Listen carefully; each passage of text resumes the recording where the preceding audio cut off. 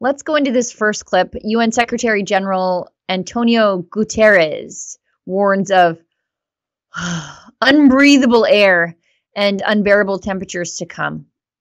This guy. And for scientists, it is unequivocal. Humans are to blame. All this is entirely consistent with predictions and repeated warnings. The only surprise is the speed of the change. Climate change is here, it is terrifying, and it is just the beginning. The era of global warming has ended, the era of global boiling has arrived. The air is unbreathable, the heat is unbearable, and the level of fossil fuel profits and climate inaction is unacceptable. Leaders must lead. Are you boiling, Alexa? I'm not boiling alive. No, my air now seems fine.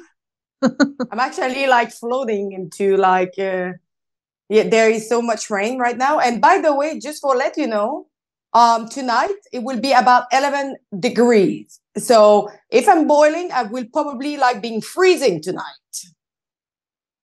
These people are just, they want everybody to panic. And I think it was Greta Thunberg who basically said, I want you to panic. She also said that we would be dead by now or something similar to that. Al Gore said something similar to that the ice shelves would be melted. I forget how much time is ticking on their doomsday clock these days. But at some point, and I think it's happening more and more, it's like any good doomsday cult. When they predict the end of the world, and then it doesn't happen. So God's going to smite us, or, you know, a comet's going to come and then the comet doesn't come, or there's going to be some sort of great tribulation. We're all just going to be taken away. People leave the cult. People leave and say, you know what? You missed the mark. I don't trust the prophet anymore. I'm going to go somewhere else. And that continues to happen. I think it's continuing to happen with climate change. However, the problem with that is that as more people leave the cult, the ones that stayed are always the ones that are the most radicalized. They're the true believers. They're the ones who literally drink the Kool-Aid, wearing matching tracksuits and matching Nikes in a mansion in Southern California, like Heaven's Gate. Like that's how you end up being the radicalized crazy person who's taking their own life because of whatever doomsday prediction is happening. We're already seeing that with climate change. We have seen people like set themselves on fire. I think there was one guy who set himself on fire. I think it was in the steps of the Supreme Court, a New York lawyer. I mean, people are getting climate change anxiety. Of course they are. If you're listening to this Looney Tune telling you the air is unbreathable and you're like, is it? Is the air unbreathable? Because I guess because people, you know, they listen to people in authority. And so I worry about what's called climate change anxiety infecting our children, because you're telling them you're going to die. The world is boiling. The air is unbreathable. It's Mad Max scenario right now. It's not good for people to tell them these lies. Above all else, these lies are going to cost us a lot of money, because you've created a problem that apparently only money transfers can fix. But I worry about the psychological health, the impact on people's psychological health that these lies are having.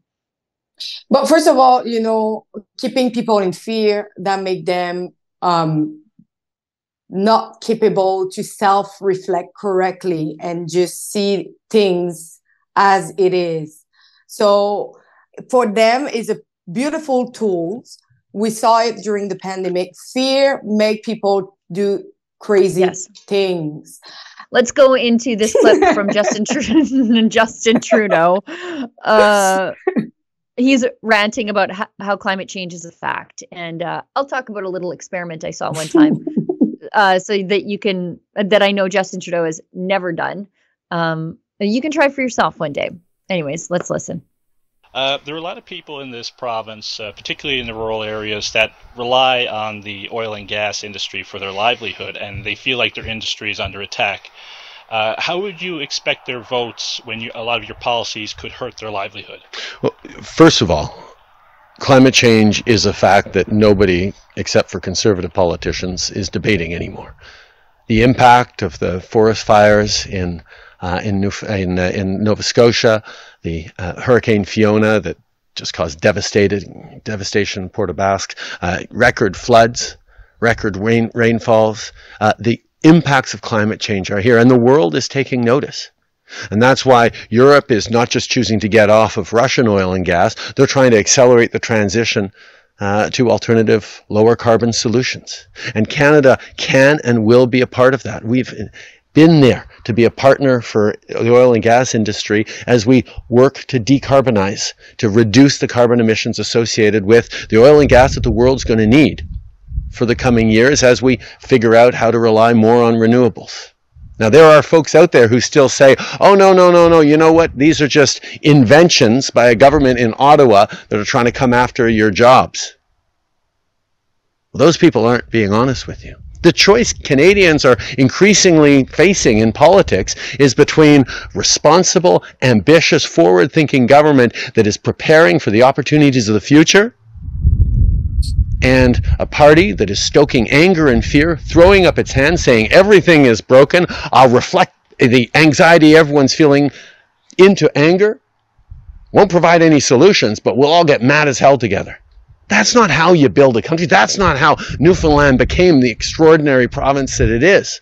People deserve a government and a political vision that reflects their own vision of an ambitious, better future for their kids and grandkids. That's what we're focused on. That's why we're working with communities, putting more money in families' pockets, even as we build a brighter future with great jobs for everyone. Yeah, he would not like my next street, or the people doesn't really like him. But anyhow, like, did you heard what he said? Oil and gas, we were there for them. They don't need your help. They are able to self-sustain themselves.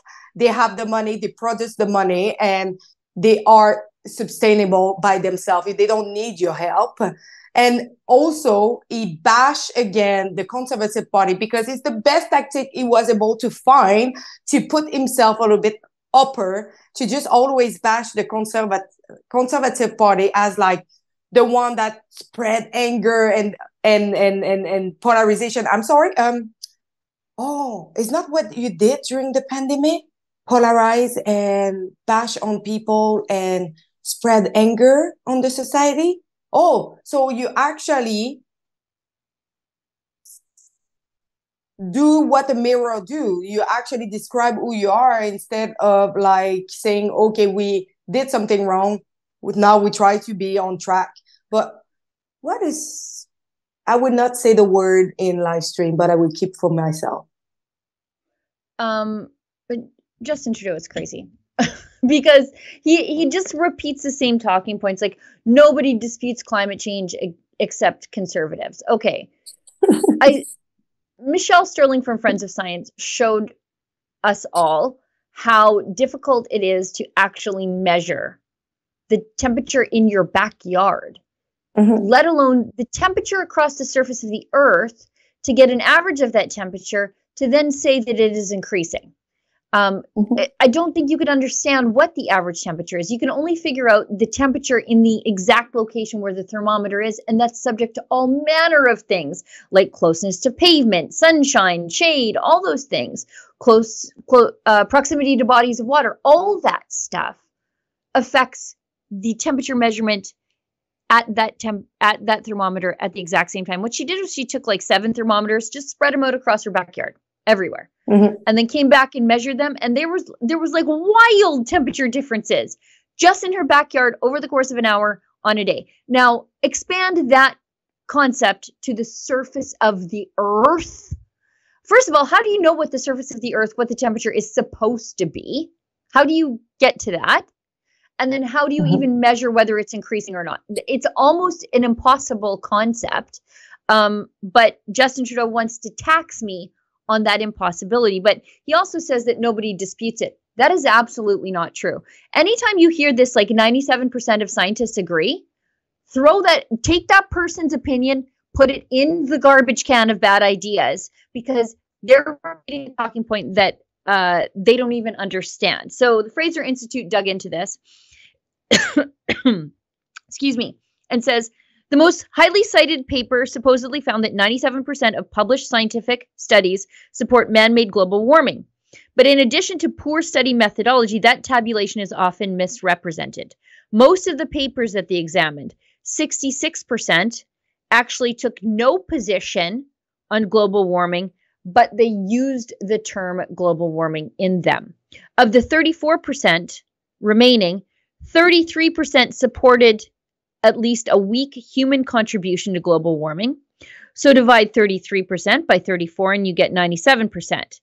That's how they came to that number. They threw out the other ones, the first of the papers that they examined, they threw out the first 66%.